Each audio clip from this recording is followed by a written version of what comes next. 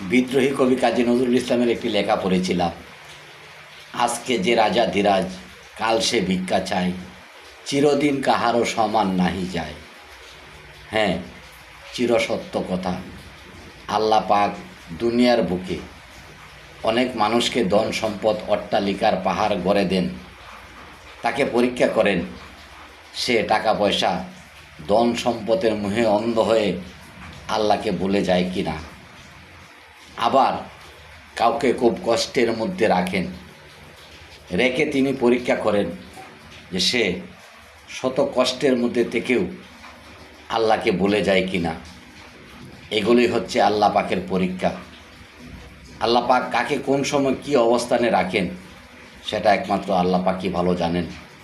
তাই ক্ষণিকের এই দুনিয়াতে কেন আমাদের মধ্যে এত হিংসা, এত অহংকার? দুনিয়াটা তো ক্ষণস্থায়ী, এটা তো চিরস্থায়ী কোনো জায়গা নয়।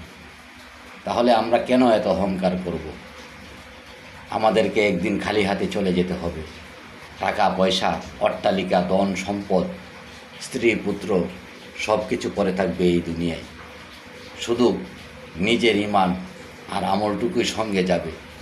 তাহলে আমাদেরকে ঈমান আমল ঠিক করে যেন মৃত্যুবরণ করতে পারি, আমরা সেই চেষ্টা করি এবং সেই রকমভাবে নিজেকে তৈরি করি। এটাই হবে আমাদের দুনিয়া ও আখেরাতের কল্যাণের কাজ।